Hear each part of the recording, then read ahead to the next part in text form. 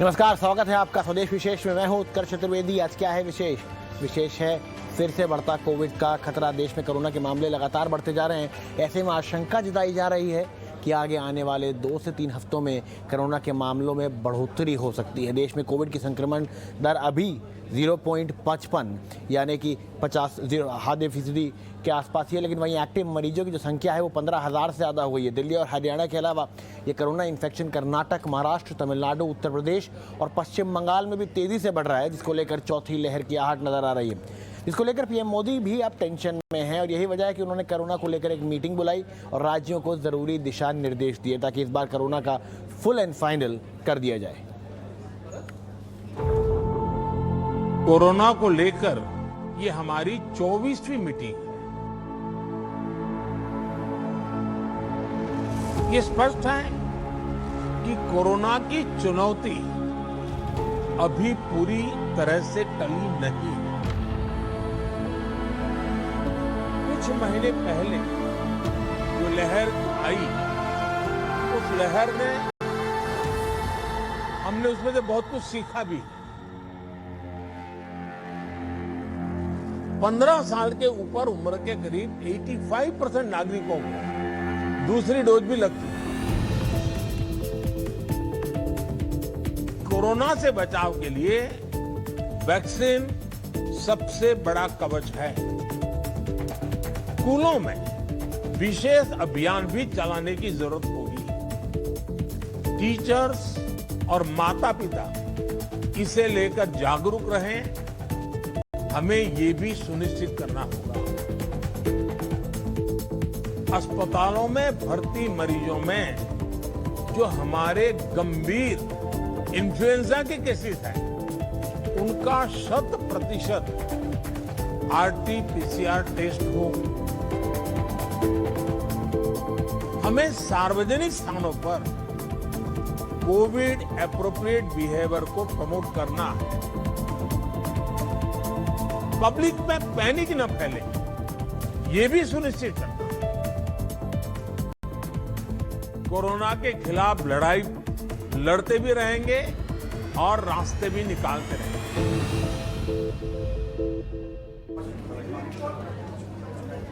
चलिए, कोरोना के खिलाफ लड़ाई लड़ते भी रहेंगे और रास्ते निकालते भी रहेंगे, ये कहा प्रधानमंत्री मोदी ने। लेकिन हम इस मीटिंग को और कोरोना के बढ़ते आंकड़ों को कैसे देखें, इसके बारे में बात करना बहुत ज़रूरी है। इसके लिए हमारे साथ हमारे गेस्ट जुड़ चुके हैं। गौतम भंसाली जो कि मेंबर है कोविड टास्क फोर्स के, और अरुणेश कुमार जो कि सीनियर कंसल्टेंट पल्मोनोलॉजी पारस हॉस्पिटल्स हैं। गौतम से सबसे पहले आपके पास आना चाहूँगा, कैसे देखें इन आंकड़ों को? क्योंकि कुछ समय पहले तो लगा था कि आप मास्क भूल जाइए, अब जीवन वैसा होगा जैसा होना था, लेकिन थोड़ी सी यहाँ पे सिचुएशन ने यूटर्न ले लिया है। जी नहीं, ये यूटर्न वाली बात नहीं है सिचुएशन की। थोड़ा सा जैसे मैंने पहले भी बोला था, ये एक तरह का सर्ज है, ये वेव नहीं है। केसेस उस हिसाब से नहीं बढ़ रहे पर डे का। अगर मुंबई में भी देखा जाए तो काफी दिनों से केसेस 60, 70, 80, 90 वो चल रहे हैं। प्लस इसके अलावा अगर आप पेशेंट देखा जाए तो पेशेंट कोई हॉस्पिटल में भर्ती करने की जरूरत नहीं पड़ रही है। किसी को इंटेंसिव केयर, किसी को ऑक्सीजन, उन सब चीजों की जरूरत नहीं पड़ रही है। जो मैक्सिमम जरूरत पड़ रही है, लिटिल बिट थोड़ा बहुत ट्रीटमेंट, एंटीबायोटिक वगैरह वो हम लोग दे रहे हैं, उसी की जरूरत पड़ रही है। सो ये कोई वेव नहीं है, ये जस्ट एक सर्ज है। थोड़ा सा केसेस बढ़े हैं तो मुझे लगता है विद द टाइम ये भी सेटल हो जाएगा। इसलिए बहुत ज्यादा पैनिक होने का या डरने की जरूरत।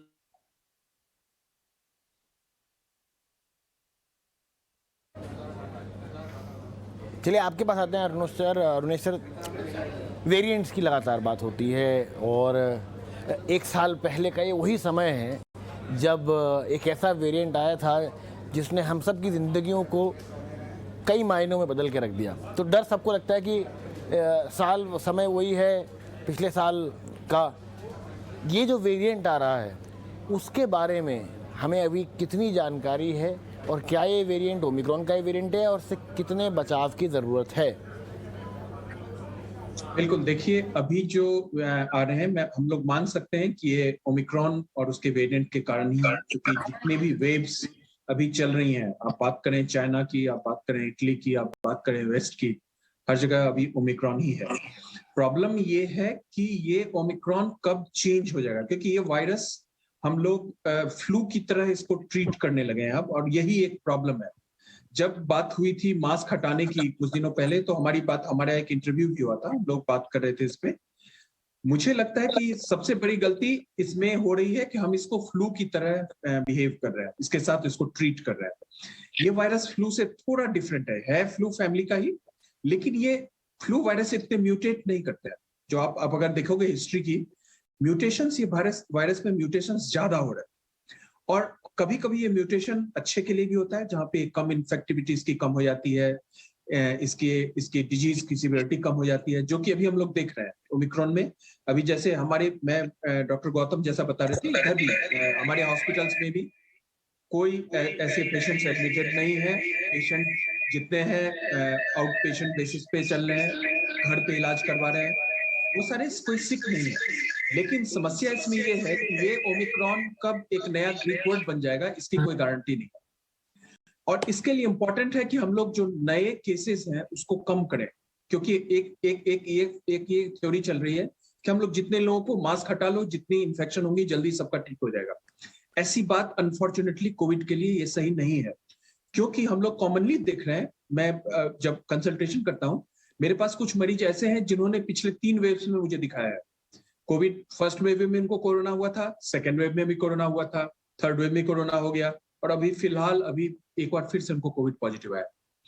ये आपको क्या बता रहा है? ये कह रहा है कि बूस्टर डोज और वैक्सीन आपके सिवियरिटी ऑफ द डिजीज को तो बता रहे हैं, लेकिन वे वैक्सीन से नए इन्फेक्शन नहीं रुकते हैं। नए इन्फेक्शन किससे रुकते हैं? मास्क से रुकते हैं। उस मास्क को हमने डाउन प्ले कर दिया कि अब आप मास्क नहीं लो, आपको हमने मैंडेट हटा लिया है और हटा दो। तो मुझे लगता है जो नंबर ऑफ केसेस बढ़े हैं, अलार्म होने की कोई जरूरत नहीं है, लेकिन इसका मेन कारण यही था कि हमने मास्क मैंडेट को हटा दिया। मुझे लगता है कि हमें सीरियसली लेना चाहिए, ऑफ कोर्स लेना चाहिए। आपका सवाल था सीरियसली लेना चाहिए या नहीं, बिल्कुल लेना चाहिए, क्योंकि हमें ये नहीं पता है कि ये माइल्ड इन्फेक्शन कब सीवियर इन्फेक्शन बनने लगेंगे, सीवियर सिम्टम्स बनने लगेंगे, इसकी कोई गारंटी नहीं है। और अगर एज लॉन्ग एज कोई नए म्यूटेशंस नहीं आते हैं तो ओमिक्रॉन से डरने की कोई जरूरत नहीं है, लेकिन हमें पूरी सावधानी की जरूरत है। कोविड एप्रोप्रिएट बिहेवियर रखना है, सार्वजनिक जगहों पे मास्क लगाना है, सोशल डिस्टेंसिंग रखनी है, और अगर तबीयत ज्यादा खराब हो तो मेडिकल प्रोफेशनल से सलाह करनी है। घर में अगर आपको फ्लू लाइक सिम्टम्स आते हैं, अपने आप को सेल्फ आइसोलेट करना है। बच्चों को स्कूल भेजते हैं, मास्क के साथ भेजना है। मास्क सर, एक बहुत इंपॉर्टेंट बात आपने, इसको हमें लगाना। आपने एक बड़ी इंपॉर्टेंट बात कही, और जिसको मैं आपसे पूछना भी चाहूँगा कि क्या जो लोग ओमिक्रॉन की ही वेव में पॉजिटिव हो चुके हैं, जब नंबर्स काफ़ी ज़्यादा हो चुके थे, करीब जनवरी की आराम की बात है, दिसंबर की बात है, क्या आपके पास वो भी पेशेंट्स आ रहे हैं जो कि दिसंबर में या जनवरी में उनको कोविड हुआ था और वो वापस पॉजिटिव निकल के आ रहे हैं? बिल्कुल, वही मैं कह रहा हूँ। तो अभी तक उनको, आज एक मरीज देखा है जिसका ये 4th टाइम है, जिसका फर्स्ट वेव में भी था, सेकेंड वेव में था। सेकेंड वेव में उसको सीवियर डिजीज थी, सेकेंड वेव में वो आईसीयू में था, थर्ड वेव में उसको रिलेटिवली माइल्डर डिजीज था, और हर बार ये पॉजिटिव्स आ रहे हैं आरटीपीसीआर पे। तो मेरा ये इसलिए मैं कह रहा हूँ, राइनो वायरस में, फ्लू वायरस में इतने म्यूटेशंस नहीं होते हैं, साल में 4 म्यूटेशंस नहीं होंगे उसके। इसीलिए जो फ्लू वैक्सीन बनती है उसका जो अपडेट होता है 2 बार ही करते हैं साल में। कोविड वैक्सीन हम देखेंगे कि आने वाले समय में इसका अपग्रेडेशन जो होगा पीरियोडिकली होगा, 3 महीने 4 महीने पे होगा।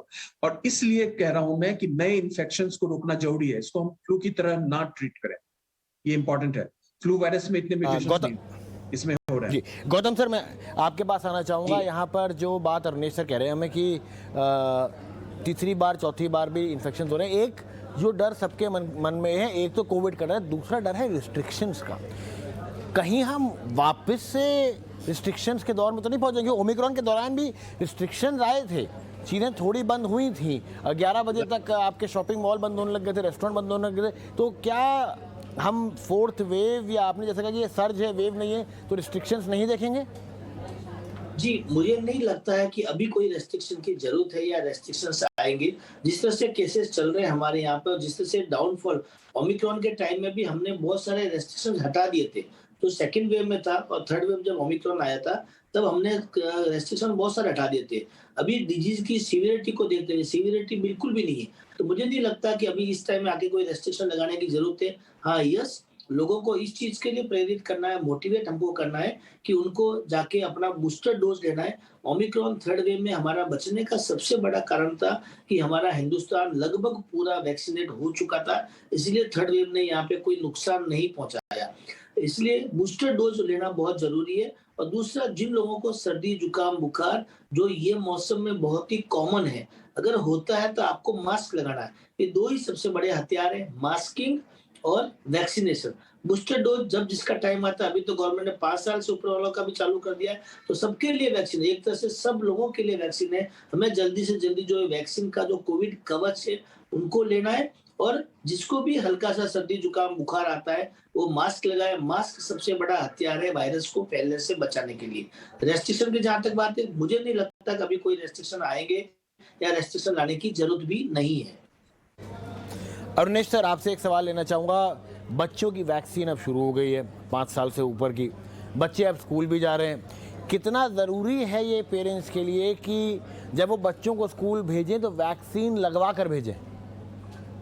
ये अच्छी बात है, बड़ी अच्छी खबर है। खास करके 12 से ऊपर के तो वैक्सीन आ गए थे और एक अब 5 से 12 साल वाला भी अब 5 से ऊपर का भी आ गया। ये हमारे लिए सबसे अच्छी खबर है। वॉर अगेंस्ट कोरोना में ये सबसे अच्छी खबर है अगर पूछा जाए पूरे हर एक चीजों में। तो ये बहुत ही इंपॉर्टेंट है कि जैसे दूसरे वायरल डिजीजेज के लिए भी, जैसे आप पोलियो वायरस का टीका लगाते हैं, बच्चों को टीका लगता है, पहले भी लगता है, उसमें एक और ये ऐड हो गया कि 5 साल से ऊपर वालों को वैक्सीन लगेगा। इसको as a matter of priority vaccinate बच्चों को करना चाहिए। और मैं एकदम एग्री करता हूं कि लॉक करने की कोई जरूरत नहीं है। मैं एक हैशटैग मैंने आज से 3-4 महीने पहले चलाया था, let us unlock but not unmask. I think ये सबसे इंपॉर्टेंट है कि हम लोग अनलॉक करें, कोई बंद करने की कहीं कोई जरूरत नहीं है। हम लोग जो let us get on with our lives, exam जैसे चलने हैं, आप जो कर रहे हैं करो, बट आप कोविड एप्रोप्रिएट बिहेवियर के साथ चलो। और वैक्सीन जितना से ज्यादा, अब तो मेरे हिसाब से सरकार ने भी अब कही है, booster dose for all the appropriate people, they all should go for their booster vaccination. Vaccine और मास्क, यही 2 चीजें हैं और कुछ नहीं है, इसके अलावा और कोई तीसरा नहीं है। तो मैं समर्थन करता हूँ और जल्दी से जल्दी बच्चों को वैक्सीनेट किया जाना चाहिए। गौतम सर, आखिरी सवाल आपसे लेना चाहूँगा। नंबर अब 3000 हो गए हैं 500 से, कहाँ तक जाके रुक जाएंगे? मुझे लगता है ये एक तरह का सर्ज है। अगला 2 हफ्ता में नंबर ऑफ केसेस और बढ़ेंगे। 3000 अगर पूरी कंट्री में आ रहे हैं, 135 करोड़ लोगों में, अगर ये सीजन में जब वायरल इन्फेक्शन वैसे भी होता है, लोगों को गर्मी का मौसम में ठंडा पीते हैं लोग, तो वायरल होने के वैसे भी चांसेस हाई रहते हैं। तो 3000 अगर केस आ रहे हैं 135 करोड़ लोगों में, तो वो ज्यादा नहीं है। ये बढ़कर के 10-15 हजार तक भी हो सकते हैं। लेकिन जो IIT वालों ने कोई आंकड़े दिए हैं, मैं उससे बिल्कुल समर्थन नहीं करता हूं कि IIT के हिसाब से 1 लाख 2 लाख इतने सारे केसेस आ जाएंगे। वो एक तरह का मैथमेटिक्स है, वो साइंस नहीं है, बायोलॉजी नहीं है। तो मुझे लगता है 10-12 हजार के आसपास केसेस बढ़ सकते हैं, बट वो भी अगले 1-2 हफ्ते के लिए, उसके बाद में ये कम होना शुरू हो जाएगा। चलिए, बहुत बहुत शुक्रिया अरुणेश सर और गौतम सर आपका हमारे साथ जुड़ने के लिए। मैसेज साफ है, प्रिकॉशन रखना है, पैनिक नहीं करना है, लेकिन मास्क का साथ अभी छोड़ने का समय नहीं है। मास्क को अपने साथ रखिए और सर्दी जुकाम हो तो बिल्कुल मास्क पहनिए और प्रिकॉशन बनाए रखिए।